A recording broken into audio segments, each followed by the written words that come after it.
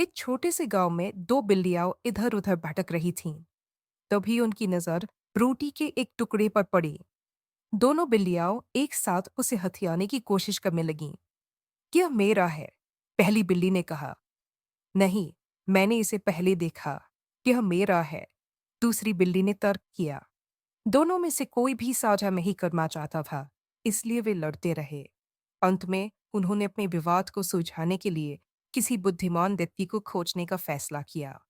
तभी एक चतुर बंदर पास के एक पेड़ पर बैठा था और उनकी बातें सुन रहा था। वह नीचे उतरा और बोला, बड़े प्यारे दोस्तों, मैं रोटी को निष्पक्ष रूप से बांटने में आपकी मदद कर सकता हूँ। मेरा विश्वास करो, मैं सुनिश्चित करूंगा कि आप दोनों को बराबर हिस्सा मिले। बिल्लियां सहमत हो गईं, एक निष्पक्ष समाधान की उम्मीद करते हुए। बंदर ने रोटी ली और उसे दो टुकड़ों में तोड़ दिया। फिर उसने उनकी तरफ देखा और अपना सिर हिलाया। अरे नहीं, एक टुकड़ा दूसरे से बड़ा है, उसने कहा। उन्हें बराबर करने के लिए बंदर ने बड़े टुकड़े से एक निवाला खाया, लेकिन खाने के बाद उसने देखा कि दूसरा टुकड़ा अब बड़ा हो गया था, इसलिए उसने उसमें से भी एक निवाला खाया। हर बार जब वह टुकड़ों को बराबर करने की कोशिश करता, तो वह एक निवाला खा लेता। आखिर में रोटी का एक टुकड़ा भी नहीं बचा। दोनों बिल्लियां हैरान होकर देखने लगी। तुमने यह क्या किया? तुमने हमारी सारी रोटियां खा ली, वे चिल्लाई।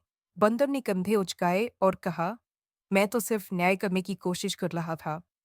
फिर वह पेड़ पर वापस चढ़ गया और दोनों बिल्लियों के पास कुछ भी नहीं बचा।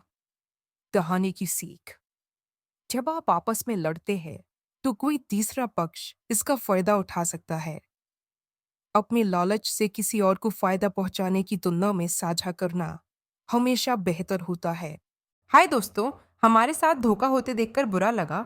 चिंता मत करो, अब अगली कहानी देखो। वही कहानी नए जमाने की तड़के के साथ और मजेदार मोड़ के साथ। जंगल हाई स्कूल में लंच का समय था और कैफेटेरिया में छात्रों की भीड़ थी जो अपना पसंदीदा खाना ले रही थी। चिंगू और मंगू तो सबसे अच्छे दोस्त होते हुए भी दुश्मन की तरह सोचने वाले स्नैक काउंटर पर सबसे पहले लाइन में थे। जैसे ही कैफेटेरिया के कर्मचारी ने कुरकुरी सुनहरी फ्राइज़ की आखिरी प्लेट काउंटर पर रखी, दोनों बिल्लियां एक साथ उसे लेने के लिए पहुंच गईं। मेरी, चिंगू ने ट्रे के एक तरफ को पकड़ते हुए कहा। नहीं, मैं बस इसे लेने वाला था, मंगू ने दूसरी तरफ को पकड़ते हुए जवाब दिया। फ्राइज खतरनाक तरीके से हिल रहे थे, लेकिन किसी भी बिल्ली ने उन्हें नहीं छोड़ा। उनकी बहस तेज हो गई, जिसने आसपास बैठे छात्रों का ध्यान आकर्षित किया।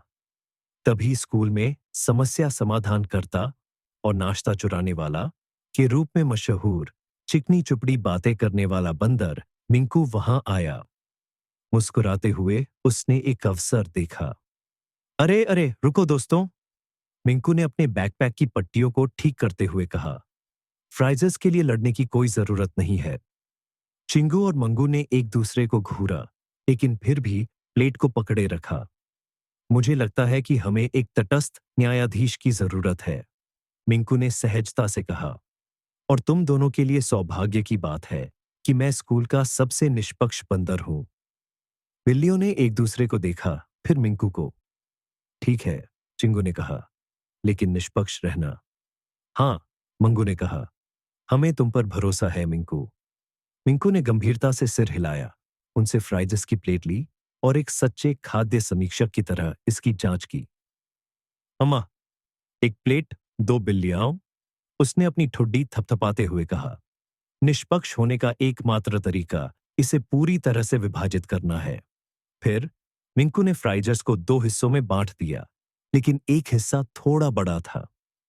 ओह नहीं, ये नहीं चलेगा, उसने आह भरी। मुझे इसे ठीक करने दो। इससे पहले कि कोई भी बिल्ली प्रतिक्रिया दे पाती, मिंकू ने बड़े हिस्से से एक बड़ा निवाला खा लिया। अरे, चिंगू ने शुरू किया, लेकिन मिंकू ने बीच में टोक दिया। उफ, अब दूसरी तरफ भी बड़ी है, मिंकू ने सिर हिलाते हुए कहा। इसे भी ठीक करना होगा। उसने छोटे हिस्से से एक और निवाला खा लिया। मंगू के कान फड़कने लगे।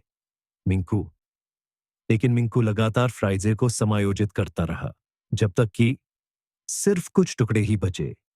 मिंकू ने अपने हाथ झाड़े, उंगलियां चाटी और मुस्कुराया। देखो, बिल्कुल निष्पक्ष।